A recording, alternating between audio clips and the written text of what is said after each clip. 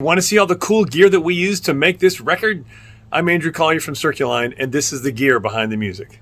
Hey, this is Andrew Colyer from Circuline, and for this Gear Behind the Music segment, I want to talk about my C.O.R.E MP11. I really love this piano keyboard because it has weighted action, and for my taste, it's got the best weighted action that actually feels like a real piano when I'm playing it. When we did the studio remodel, I wanted to get something that could approximate it as closely as possible to playing a real piano.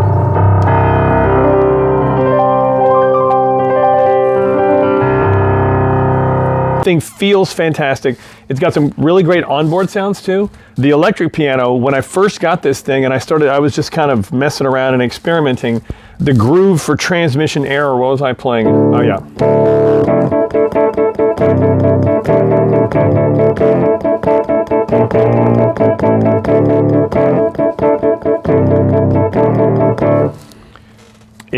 It just felt great and it sounded great. I can't recommend this highly enough. C.O.R.E MP11 SE. It's got a pitch bend and a mod wheel, which a lot of times when you get really fantastic piano action, it may or may not always have a pitch bend and a mod wheel, but I use that also on every track on the record. Every single track on the record, I am playing this piano keyboard as much as possible because it just feels so great. So anyway, that's enough for this Gear Behind the Music episode. Thank you for watching, and we'll see you in the next one.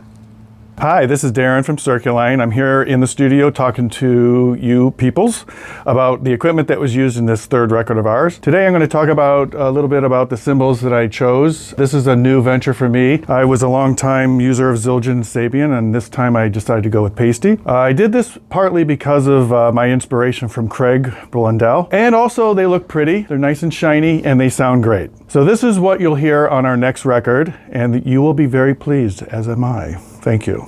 Microphones. Ooh. From Aston Mics. From Aston Mics. I'm Natalie Brown from Circuline. And this is my gear video. These are my microphones. This is the origin story. The origin story. This is the Father, Son, and Holy Spirit. See if you get that movie reference. From Aston Mics. But these are Aston, like the car that James Bond wrote. Ding ding ding ding ding ding ding ding ding ding ding. Hello, I'm going to talk about my basses. These are the three basses that I used across the album. Primarily, I used the Dingwall. This is the Dingwall. This is the Dingwall D-Rock 4-string edition. I would say it's for a while it was like my dream bass. So when I finally got that, it just opened up a whole new world of possibilities with the sonic capabilities I could get out of it. But I'm kind of jumping ahead here. Let's rewind. My initial primary bass that I was using for a number of years was my PV BXP Grind 5, I think is what it's called. Yes, Grind BXP. It's great value for money. Through neck, wood body, and 5-string, getting that low B. But I found that sonically it was quite limiting. I could never get it to get that bright tone. I could never get that that really nice clang out of it without boosting the top end in post and then bringing up a whole lot of hiss, a whole lot of noise. But it still got me by. The bass that I basically learned how to play bass on. So I do have a soft spot for it, and that's why I still have it around and I still use it from time to time if I want more of that darker kind of tone. The bass in the middle is one that I found in actually the same shop that I got the Dingwall from, but many, many years ago, like 10 years prior. This is a Mazzetti, I think, or Mazzetti. I have no idea how you actually pronounce it. 5-string fretless. And I've got this tuned in such a way where it's not a low B on the bottom string, but it's actually E, A, D, G, C, if I remember correctly. So it goes up, an extended range upwards, not downwards. So that's cool. And I used that, I think, on one song. But I want to primarily focus on the Dingwall because this thing is my baby, my pride and joy, and is what I used for about 95% of the album.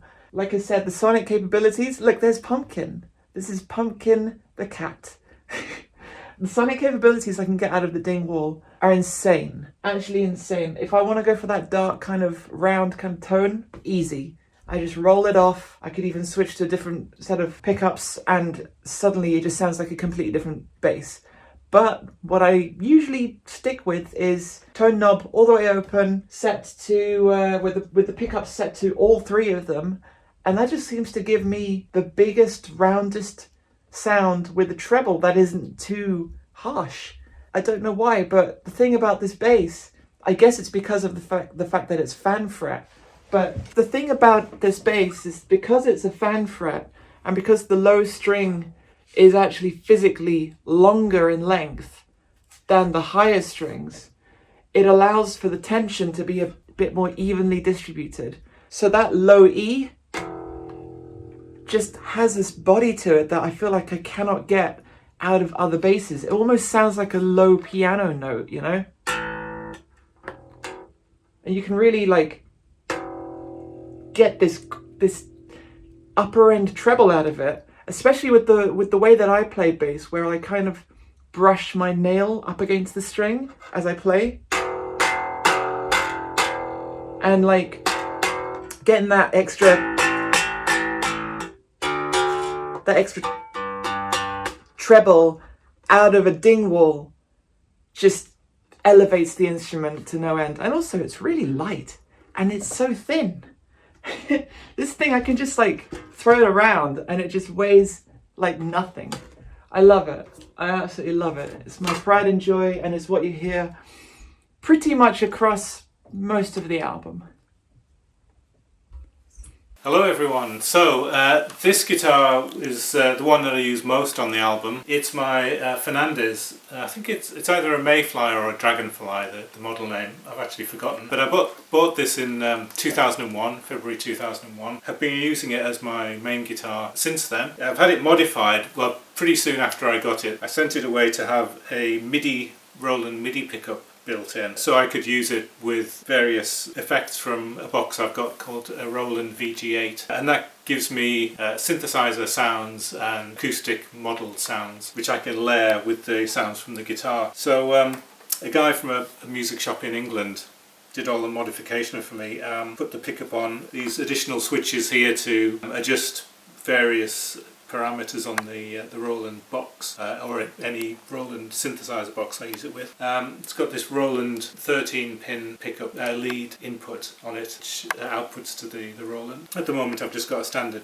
jack in there. And then, yeah, this control, actually, I haven't got the Roland box here so I can't demonstrate it at the moment, but this switch selects between just the guitar sound, guitar and synth, and just the synth. So that's very handy.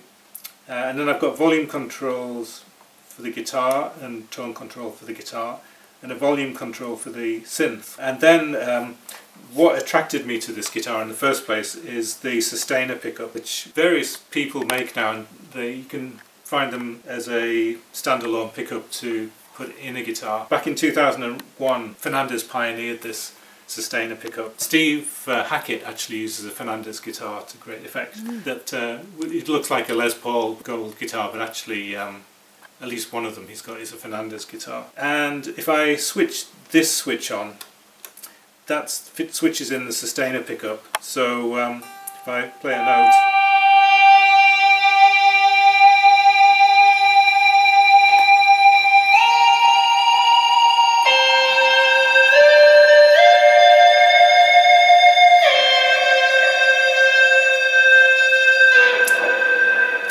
basically you get an infinite sustain, or at least until the battery in the back runs out. So that's a fantastic effect, and that's kind of, I use that basically switched on almost all the time when I play this guitar. What's nice about it is you can get sustain even with clean sounds and across all the strings. This sound at the moment, this is the sound I used on the opening of Annus Horribilis.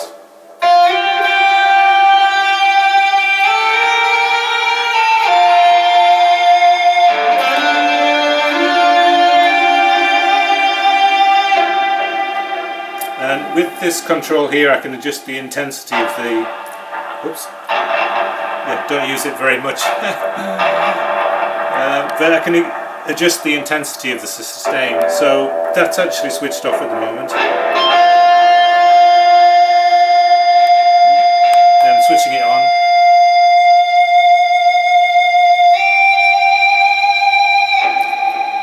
And this control, one of the settings doesn't work now, but it's supposed to switch between just sustaining the fundamental note, or an octave higher, or an octave and a fifth higher. Sometimes it's a bit dodgy now.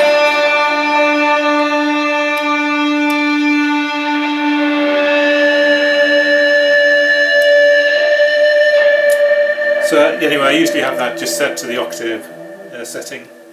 Let me just find a different sound here. I think the sound I used on the solo, definitely on at least one track on the album, possibly more, is this sound.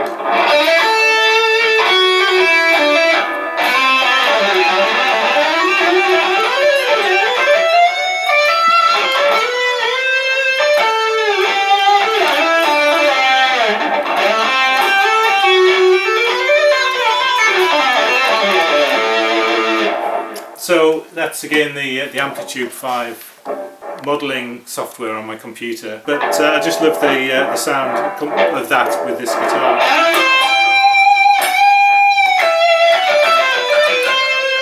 And the sustainer pickup.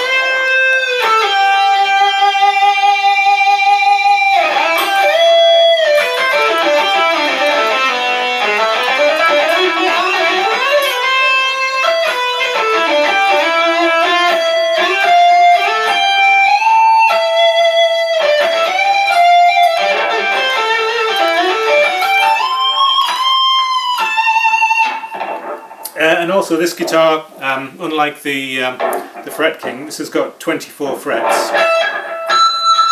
So that's the top E. So, and it's reasonable access, so I can actually, if I bend this note, probably get up to a top F sharp or G.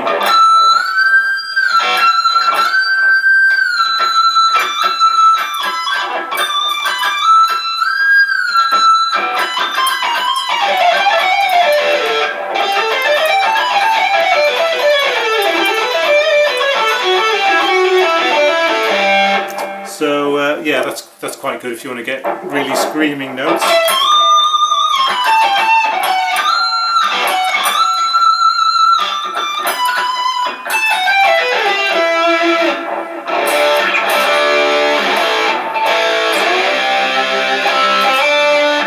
So anyway, this is the Fernandez guitar, and it's got a locking trem system as well, so you have these screws here which lock down the strings to give you more stable tuning. Unfortunately, I'm going to need to replace this bridge at some point because a lot of the parts are getting corroded. I remember doing one TV thing where I played this out in the open and it started raining, so they started rusting down here. So at some point that's going to need to be replaced. This is the Fernandez.